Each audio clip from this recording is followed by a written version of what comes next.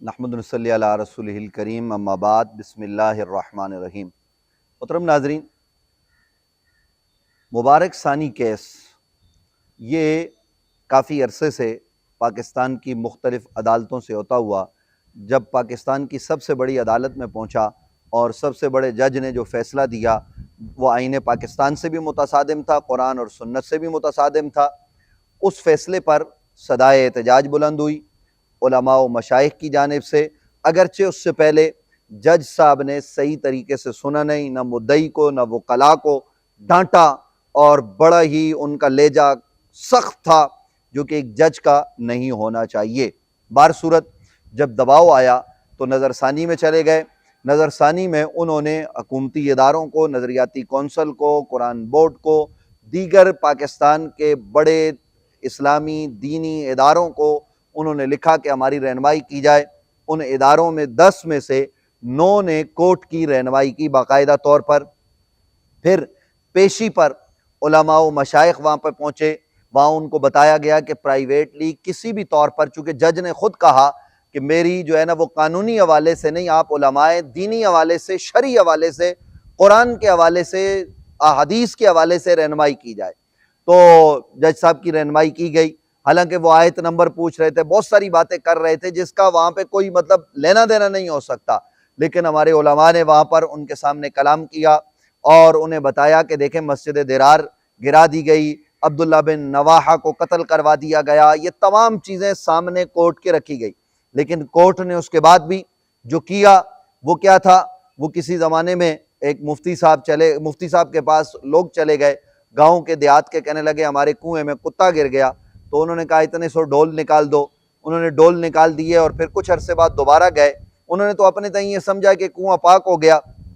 دوبارہ گئے، کہا حضرت پانی میں بدبو بھی ہے اور پانی کے اندر سے بال بھی آ رہے ہیں۔ تو حضرت نے پوچھا کہ کتا نکالا تھا؟ ان کا نہیں جی حضرت کتا تو نہیں نکالا۔ کہا پہلے کتا نکالو پھر ڈول نکالو، یہ کام کرنا تھا۔ تو کورٹ نے ڈول تو بھر بھر کے نکالے اداروں کو لکھ کر، اور بہت ساری چیزیں پھر اپنی پریس ریلیز کے ذریعے بہت ساری چیزیں آشکار کی کہ ہم نے یہ کر دیا، ہم نے فلاں کر دیا، لیکن کتا وہیں کا وہیں ہے۔ تعفن زیادہ پھیل چکا ہے، بدبو زیادہ پھیل چکی ہے، صدائے احتجاج زیادہ بلند ہو رہی ہے۔ اب علماء و مشائخ سیاسی سماجی جماعتوں سے نکل کر یہ بات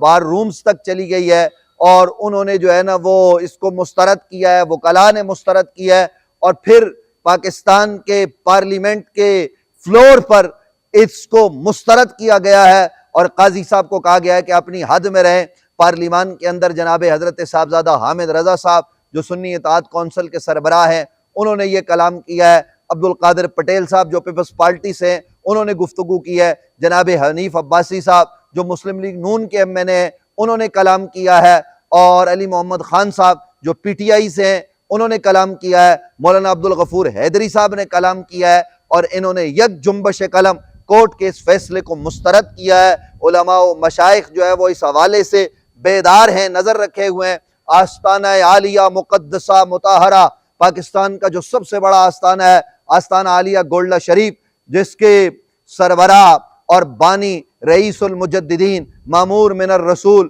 حضرت تاجدار گولڈہ سیدنا پیر مہر علی شاہ رضی اللہ تعالیٰ عنہ کی ذات والا صفات ہے۔ آپ نے اپنے زمانے میں قادیانی کو شکست فاش دی، اور 1900 میں ان سے جب کہا گیا کہ آپ تو سجادہ نشین ہیں، آپ تو پیر صاحب ہیں، اپنے گھر میں بیٹھیں، آپ کو یہ کام کرنے کی ضرورت نہیں، تو آپ نے کہا ہم ایسی پیری فقیری نہیں کر سکتے کہ حضور کے ختم نبوت پر ڈاکہ ڈالا جائے اور ہم یہاں گولڈے میں بیٹھے ہو، نہیں، ہم جائیں گے۔ اور حضرت تاجدار گولڈہ تمام مسالک کے متفقہ قائد کے طور پر وہاں لاہور پہنچے۔ ایک مرتبہ پھر آستانہ عالیہ گولڈہ شریف کے سجادہ نشینان اور حضور نصیر ملت کے فرزندوں نے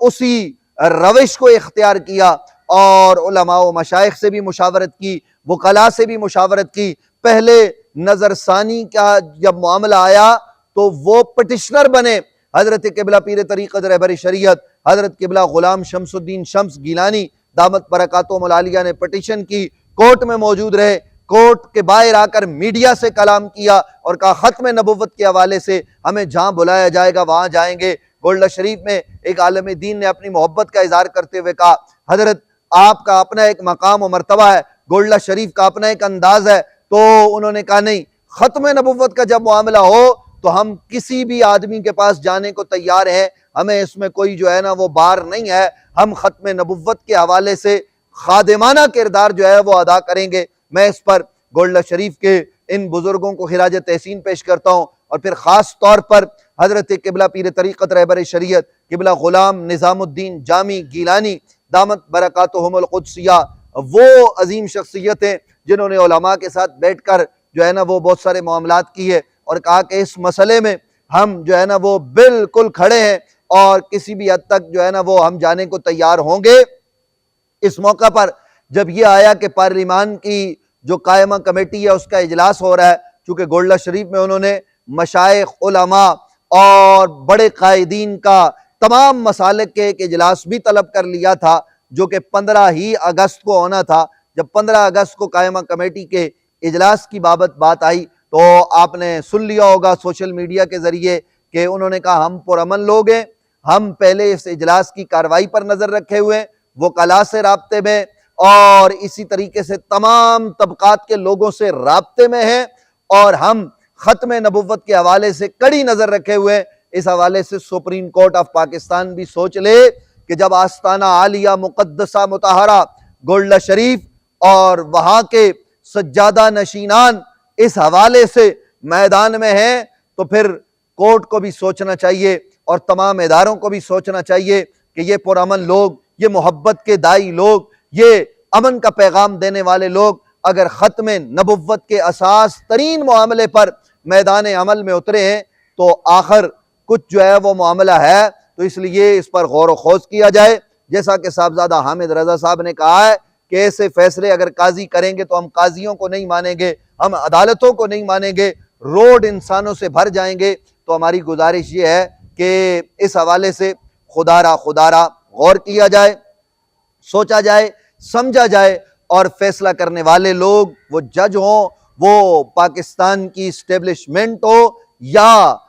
وزیر اعظم ہوں یا وزراء ہوں یا دیگر ادارے ہوں، وہ سر جوڑ کر بیٹھیں اور اس کا وہ حل نکالیں جو حل قرآن اور سنت کے مطابق ہو، جو آئین پاکستان کے مطابق ہو۔ دیکھیے فیصلے میں حنیف عباسی صاحب نے یہ کہا ہے کہ سپریم کورٹ آف پاکستان نے آئین کو ری رائٹ کیا ہے، اور آئین کو ری رائٹ کرنے والوں کی سزا کیا ہے وہ آرٹیکل 6 میں لکھی ہوئی ہے، ہر پاکستانی کو اس کا علم ہے۔ عبدالقادر پٹیل صاحب نے کہا ہے کہ اگر کوئی آدمی گردن اتارنے کی بات کرتا ہے اس کی مذمت بعد میں کی جائے گی، پہلی ان کی مذمت ہم کریں گے کہ جنہوں نے یہ موقع فراہم کیا۔ آخر ختم نبوت کے حوالے سے ایسی باتیں کیوں کی جا رہی ہیں؟ بے حیائی، فحاشی اور یعنی دو نمبری پھیلانے کے حوالے سے یہ کیا ہو رہا ہے ملک میں، اور کورٹیں اس پر خاموش ہیں۔ معاملہ جب بھی ختم نبوت کا آئے تو ملک میں ہیجانی کیفیت کیوں کر برپا کی جاتی ہے؟ اس پر غور و خوض کی ضرورت ہے۔ آستانہ عالیہ گولڈا شریف کی آواز پر پورا ملک لبیک کہنے کو تیار ہے، اور ملک کے بڑے بڑے قائدین نے کہا ہے،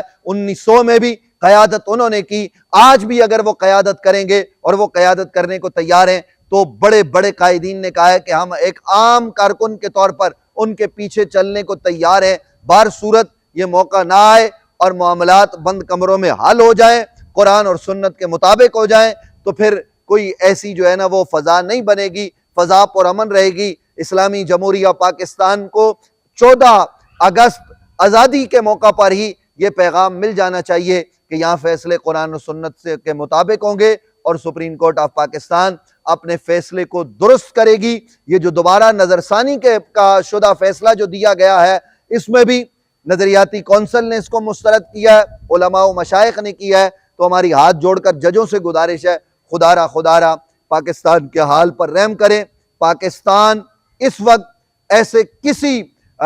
جو ہے نا وہ سلسلے کا اور ایسی کسی واقعے کا متحمل نہیں ہو سکتا کہ جس میں احتجاج ہو اور پھر وہ احتجاج بڑھتا ہوا آگے جائے، اور خدا نہ کرے ایسا ہو کہ پھر سلامتی کے لیے بھی جو ہے نا وہ خطرہ بن جائے۔ تو ان چیزوں پر غور کرنے کی ہماری گزارش ہے، امید ہے کہ غور کیا جائے گا، اور کورٹ بھی ضرور جو ہے وہ اپنے فیصلے سے پیچھے ہٹے گی اور فیصلہ قرآن، سنت اور آئین پاکستان کے مطابق کیا جائے گا۔